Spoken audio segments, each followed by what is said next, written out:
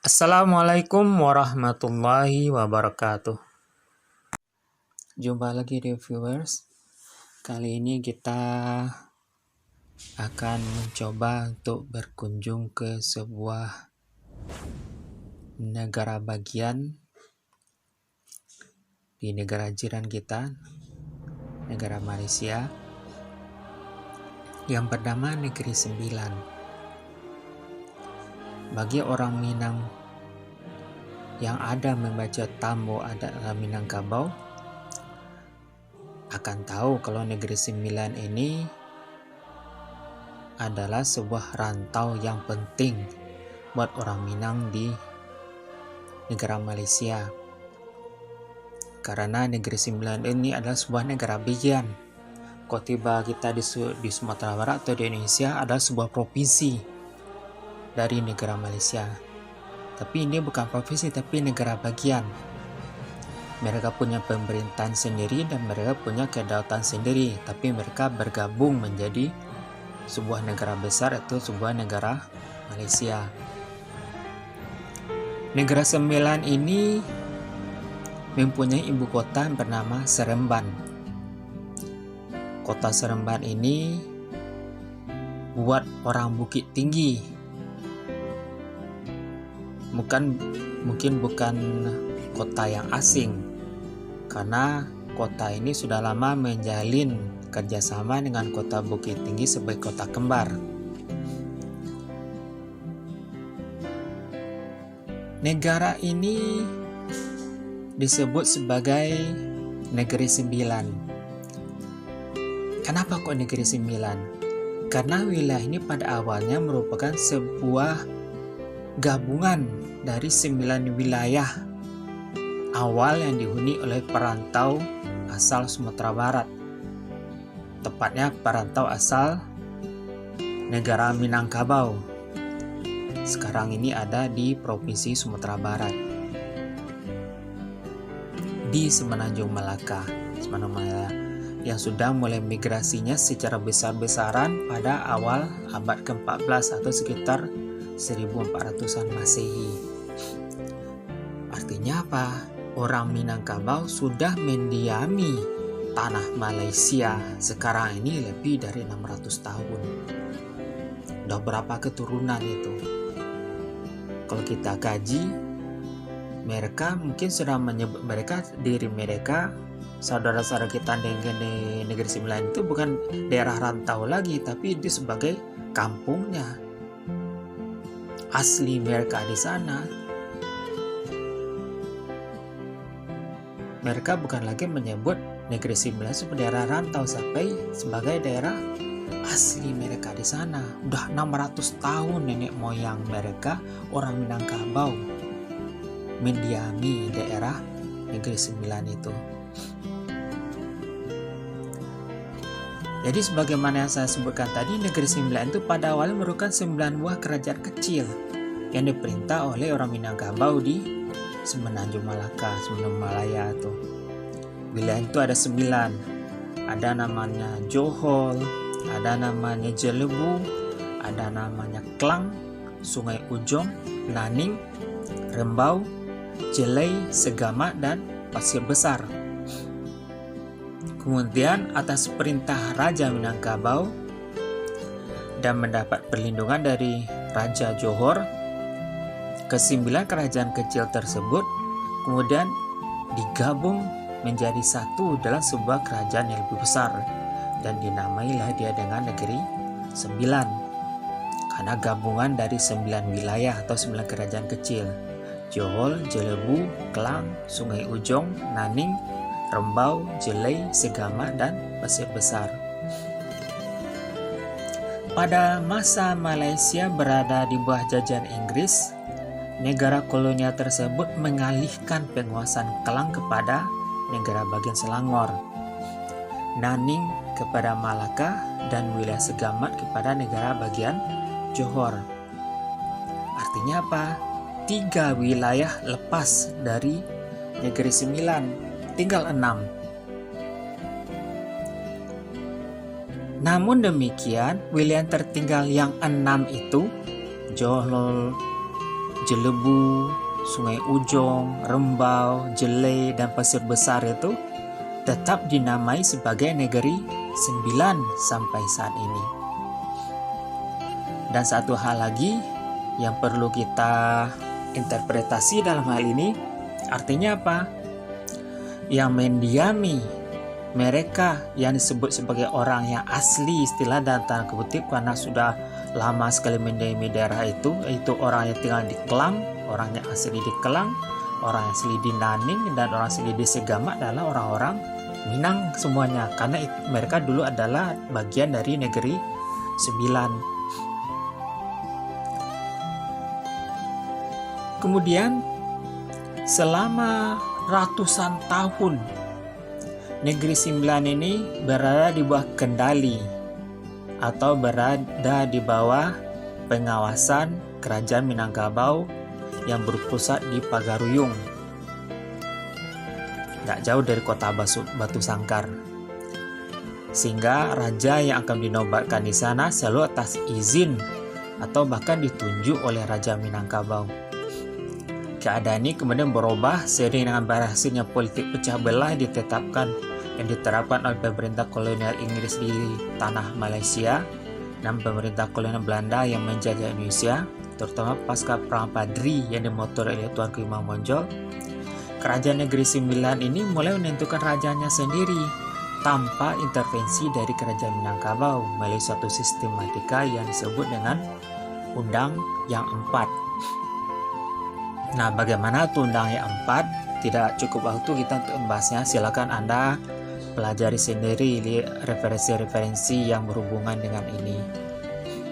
Kemudian, raja terpilih di rantau Minangkabau ini disebut dengan yang di-Pertuan Besar Negeri Sembilan. Dan yang perlu dicatat adalah yang menjadi raja atau yang di-Pertuan Agong pertama Malaysia adalah Tuanku Abdul Rahman dari Negeri Sembilan, orang awak, orang Minangkabau yang berasal dari Negeri Sembilan Malaysia. Dan sampai saat ini, walaupun Kerajaan Minangkabau sudah tidak lagi memiliki otoritas atas Negeri Sembilan, namun hubungan antara pembesar negeri tersebut dengan pewaris tahta Kerajaan Minangkabau dan para penghulu atau nenek mamak di Minangkabau tetap terjalin dengan baik. Mereka masih saling mengunjungi, terutama kalau ada acara-acara berhubungan dengan melewakan penghulu, misalnya penobatan raja. Para pembesar Negeri Sembilan itu tetap punya kepedulian besar terhadap tanah nenek moyang mereka ini. Mereka masih sering diundang, dan begitu juga Raja Minangkabau ketika ada sesuatu acara di Negeri Sembilan, dia selalu biasanya diundang juga untuk menghadiri acara-acara tersebut. Dan kepedulian saudara-saudara kita ini terhadap tanah leluhurnya sangat terlihat jelas sekali ketika terjadinya peristiwa terbakarnya Istana Basah Pagaruyung beberapa kali, dan mereka punya andil besar secara finansial maupun secara moral mendukung tegaknya kembali Istana Basah Pagaruyung tersebut. Dan untuk menunjukkan kecintaan nenek moyang kita ini yang menyeberang ke tanah Malayan sejak tahun 1400-an tersebut, mereka menamakan banyak tempat di Negeri Sembilan itu dengan nama-nama nagari yang di Minangkabau. Seperti ada nama tempat di Segamat, nama tempat itu Buluh Kasap. Orang 50 kota, Kabupaten 50 kota, kenal dengan sebuah nagari nama Buluh Kasok. Buluh Kasok ini ada sesudah nagari Batu Balang, Pirubang, dan menuju ke daerah Riau melalui sebuah jalan kecil itu berada di tepi sungai. Di daerah lembah tuh nama negarinya Buluh Kasok. Sekarang memang daerah itu seperti daerah yang terisolir, tapi melihat bagaimana keberadaan daerah Buluh Kasap di Malaysia, daerah Segamat itu artinya apa? Nagari Buluh Kasok itu sudah punya sejarah yang panjang sekali. Mungkin dulu tuh daerahnya ramai, besar, Kemudian penduduknya terjadi eksodus mungkin ke daerah Malaysia itu, lalu daerah itu ditinggalkan dan jadilah seperti sekarang ini. Dan masih banyak lagi tempat-tempat yang lain. Silakan Anda telusuri nama-nama negeri yang ada di Negeri Sembilan ini. Ada Ampangan segala macamnya di sana. Ini juga menandakan nagari-nagari yang namanya diabadikan juga di tanah Melayu ini, di rantau Minang kita yang di Malaysia ini sudah punya sejarah yang panjang sebelumnya, 1400 tahun lalu, sejak tahun 1400-an dulu, bahkan sebelumnya. Kemudian kita lanjutkan. Raja yang memerintah Negeri Sembilan ini adalah keturunan Minangkabau. Oke, udah jelas kita bahas di atas. Istananya bernama Seri Menanti. Ada di kota Seremban. Nah, kalau Anda punya waktu untuk berkunjung ke istana ini nanti, dan juga pada video-video yang saya putar di sini, saya ambil beberapa video dan deskripsinya atau linknya ada saya tulis di deskripsi saya. Silakan Anda lihat secara penuh di sana. Itu terlihat sekali kalau seandainya ada semacam asimilasi atau perubahan arsitektur dari rumah gadang yang buat di Negeri Sembilan itu tidak lepas dari bentuk rumah gadang asalnya ada di Minangkabau. Dan di sekitar, di dekat istana Seri Menanti itu masih kita bisa lihat bangunan bagonjong yang masih seperti yang ada di tanah asalnya.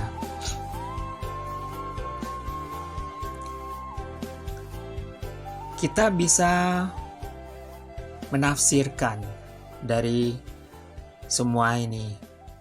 Adat istiadat yang dipakai orang di Negeri Sembilan itu artinya sama dengan adat istiadat yang digunakan oleh masyarakat Minangkabau yang ada pada umumnya. Cuma ada satu pembeda pengkhususan buat saudara-saudara kita di Negeri Sembilan itu, mereka memakai adat istiadat yang digunakan oleh orang pasukan Bodi Caniago di Minangkabau. Sebagaimana kita ketahui, orang-orang Minang kita ketahui secara mendasar, di Minangkabau ini ada dua kelompok suku, Koto Piliang dan Bodi Caniago. Koto Piliang itu terdiri dari beberapa suku, di banyak ada Koto, ada Piliang dan yang lain-lainnya. Dan Bodi Caniago juga terdiri beberapa suku, banyak suku. Ada Bodi, ada Caniago, ada Melayu, ada Bendang, ada Supanjang, dan lain-lain. Nah, orang Negeri Sembilan ini mereka memakai sistem peradatan dari orang Minangkabau dari Kalarehan atau Laras Bodi Caniago, sehingga menyebut negara mereka itu dengan negara dengan adat perpatih di sana.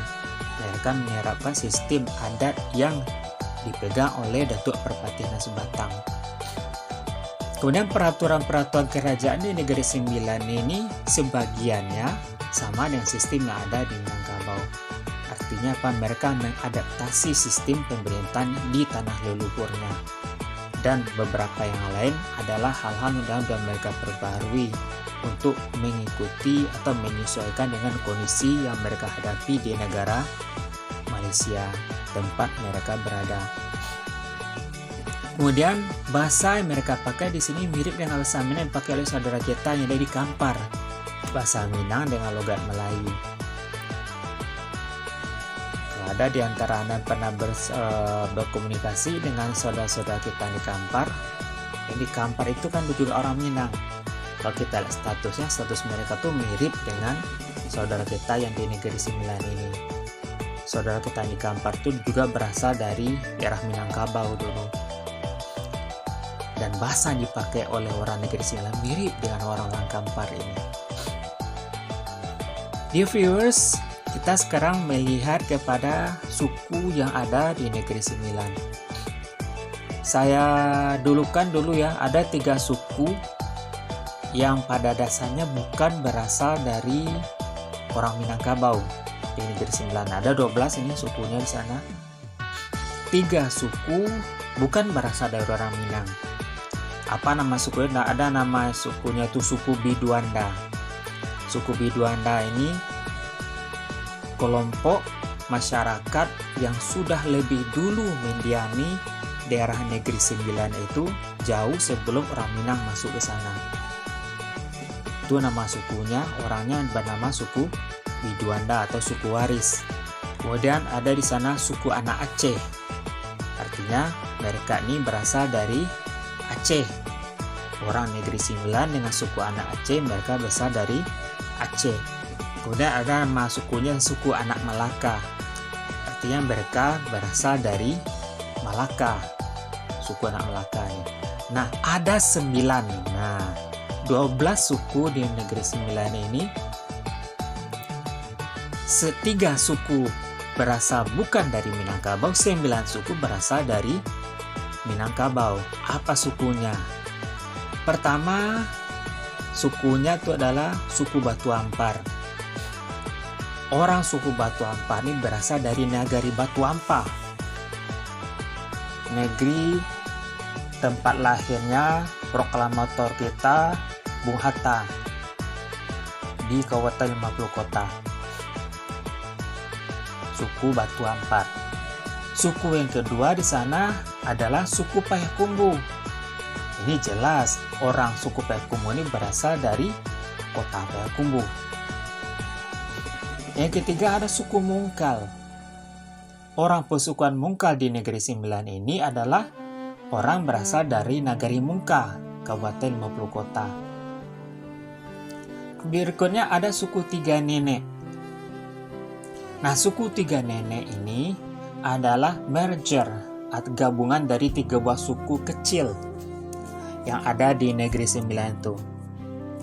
Satu yang harus saya perjelas, dear viewers, semua suku orang Minang yang mendiami Negeri Sembilan ini, mereka adalah orang-orang dari pasukan Bodi Caniago. Termasuk yang suku Tiga Nenek ini gabungan dari 3 suku. Saya tidak tahu pasti ini, mungkin orang Tiga Nenek ini nanti bisa memberikan keterangan deskripsi di bawah ini dari mana asal mereka, apa suku yang Tiga Nenek itu. Tapi saya bisa memberikan suatu contoh di kampung saya di Kumango. Kami di sana punya sebuah suku nama suku Tigoninia. Saya kebetulan juga orang Tigoninia. Dan Tigoninia di Kumango itu adalah gabungan dari 3 suku. Suku Caniago, suku Bendang, suku Supanjang. Kenapa suku yang 3 membentuk satu suku di Kumango? Karena orang Caniago, orang Supanjang tidak banyak ada di Kumango. Orang Bendang lumayan. Tapi ketiga-tiga mereka adalah Bodi Caniago, sehingga kami membentuk suatu suku baru namanya suku Tigoninia. Nah, bagaimana dengan suku Tigo Nenek atau suku Tigoninia di Negeri Sembilan ini? Ini kita perlu nanti penelitian atau kita penelusuran lebih jauh tentang ini. Tapi satu keyakinan, mereka juga berasal dari saudara-saudara kita dari pasukan Bodi Caniago yang dari Kabupaten 50 Kota. Kemudian berikutnya suku Seri Malenggang. Ini jelas orang ini berasal dari Nagari Simalanggang di Kabupaten 50 Kota. Berikutnya ada suku Seri Lama. Mereka ini berasal dari Nagari Sari Lama, Kabupaten 50 Kota. Kabupaten 50 Kota lagi. Berikutnya di sana ada nama sukunya suku Batu Belang. Ini orang suku Batu Belang ini berasal dari Nagari Batu Balang di Kabupaten 50 Kota lagi. Dan kemudian ada suku Tanah Datar.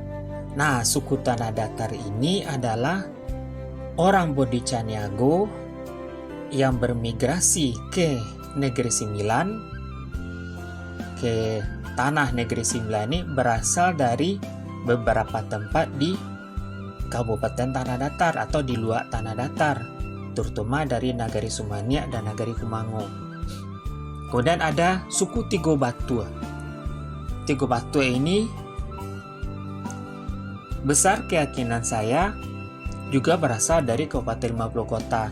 Karena ada sebuah nagari di 50 Kota dengan juga bernama Tigo Batua. Walaupun di Kabupaten Tanah Datar juga ada nagari Tigo Batua, tapi melihat bagaimana rentetan suku yang ada di atas itu semuanya, mereka semuanya berasal dari Kabupaten 50 Kota, besar kemungkinan Tigo Batua yang masuk di sini adalah suku Tigo Batua yang berasal dari orang-orang Badi Caniago yang berasal dari Tigo Batua yang ada di Kabupaten 50 Kota.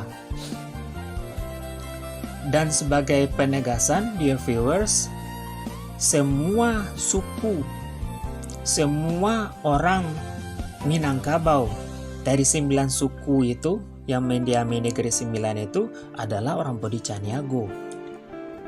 Itu makanya sebabnya pemerintah atau yang berperduan negeri 9 itu mereka menyebut wilayah mereka dengan daerah Perpati. Dear viewers, setelah Anda mendengarkan semua pemaparan saya tadi, apakah kira-kira Anda tertarik untuk berkunjung ke negeri 9 itu? Saya harap iya. Karena kalau Anda tidak berkunjung ke sana, rugi besar. Jika Anda tidak tahu kalau sebenarnya di Malaysia itu orang Minang sudah punya cukup peranan yang sangat vital di Malaysia dan memegang hal-hal yang monumental di negara jiran tersebut. Ya, sebutlah tadi, yang di Pertuan Agong Malaysia pertama adalah orang negeri 9, orang Minangkabau. Sekarang bagaimana caranya kalau kita ingin ke negeri 9? Sekarang ini memang untuk pergi ke sana tuh naik pesawat sangat mahal sekali. Tapi ada alternatif yang cukup murah sekarang kalau kita ingin pergi ke negeri 9 itu, yaitu melalui jalan laut. Anda pergi ke Dumai, bagian tengah di Sumatera Barat nih, Sumatera Barat tengah di Riau. Anda pergi di Dumai, lalu di Dumai Anda mengambil feri yang menuju ke Port Dickson. Nah, Port Dickson ini adalah pelabuhan di negeri 9. Ketika Anda nanti berlabuh di Port Dickson, itu Anda bisa naik bis menuju Seremban. Ketika pertama kali Anda masuk wilayah negeri 9, orang yang tidak tahu dengan sejarah negeri 9 ini tidak akan pernah berpikir kalau negeri 9 ini adalah negara orang Minang. Tapi ketika mereka nanti pergi ke Seremban, berkunjung ke Istana Raja di Seremban nanti, baru semuanya nanti akan terkesiap. Wah, kita kok merasa tidak seperti di Malaysia ya? Kita merasa seperti berada di Sumatera Barat, kita merasa seperti berada di Minangkabau. Baru kelihatan di sana. Tapi ketika kita coba menelusuri wilayah-wilayah sekitarnya, itu kesan secara umum wilayah atau kota-kota yang ada di Malaysia tempat lain itu kan tetap kelihatan di sana. Seperti daerah Seremban, daerah Nilai. Kalau kita lihat aja dari Google Map itu kotanya cukup tertata rapi, dan itu cukup untuk mengundang kita untuk datang ke sana. Jadi kalau Anda pergi ke Malaysia, itu belum lengkap itu kalau Anda belum pergi ke negeri 9. Kalau Anda merasa orang Minang, kalau Anda bukan orang Minang, pun perlu Anda ke sana tuh, tak ada daya tariknya. Tapi kalau Anda orang Minang, rugi kalau Anda tidak pergi ke negeri 9. Disitulah saudara-saudara kita, dan siapa tahu ada latak tangan istilah orang kitanya buat Anda nanti untuk bermukim di sana, tinggal di negeri 9 tuh, menyusul dari saudara-saudara kita yang dulu juga sudah pernah pergi ke sana dan menetap di sana dengan anak cucu keturunannya sampai saat ini. Apalagi kalau Anda tuh berasal dari pasukan Badi Caniago. Wah, kelop sekali. Karena di negeri 9 itu ada negeri orang-orang Badi Caniago. Ini bukan berarti orang Kota Piliang tidak bagus ke sana. Tapi ini seperti saya katakan, negeri 9 itu diperintah oleh orang pasukan Badi Caniago. Dan di sana tuh mereka memegang kendali pemerintahan di sana. Saya rasa itu saja, dear viewers. Mudah-mudahan ini ada gunanya. Kedepannya kita lihat nih bagaimana antusias masyarakat yang telah menonton video saya ini untuk berkunjung ke Negeri Sembilan itu. Karena untuk menuju Negeri Sembilan itu seperti saya bilang tadi, cukup pergi ke Dumai, naik ferry ke sana dengan ongkos sekitar 500 ribuan. Berarti pulang balik Anda membutuhkan biaya sekitar 1 jutaan untuk naik ferry sampai di Negeri Sembilan sana, keliling-keliling di sana, dan dari sana Anda bisa jalan ke Kuala Lumpur atau pergi ke Johor. Dari Johor bisa langsung nyebrang ke Singapura itu, atau Anda ke Malaka, atau Anda menuju ke wilayah lain, misalnya Anda menuju ke wilayah ke Thailand misalnya, ke perbatasan. Itu Negeri Sembilan sangat strategis sebagai tempat awal untuk memulai petualangan atau traveling Anda di Malaysia. Anda menuju negara-negara yang di sekitarnya seperti Thailand, Vietnam, Kamboja, dan sebagainya. Mudah-mudahan video ini bermanfaat ya viewers.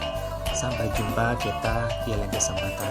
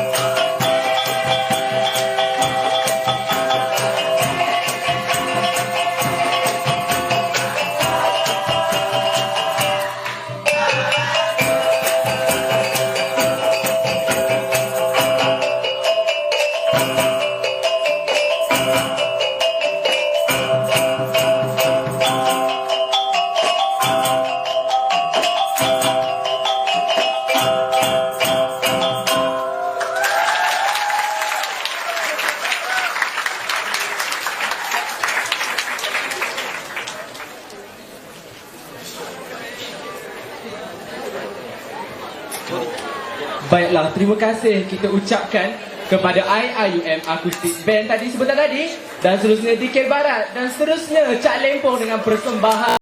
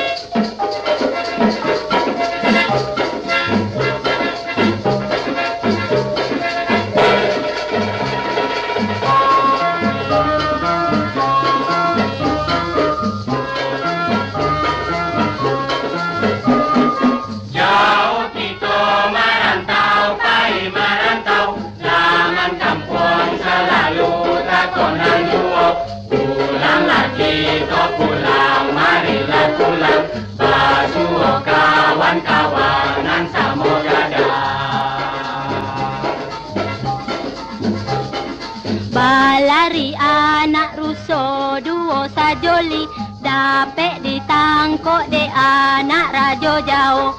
Kalau indah tak leso di musim kini, di hari tua tentu kau pulang juga.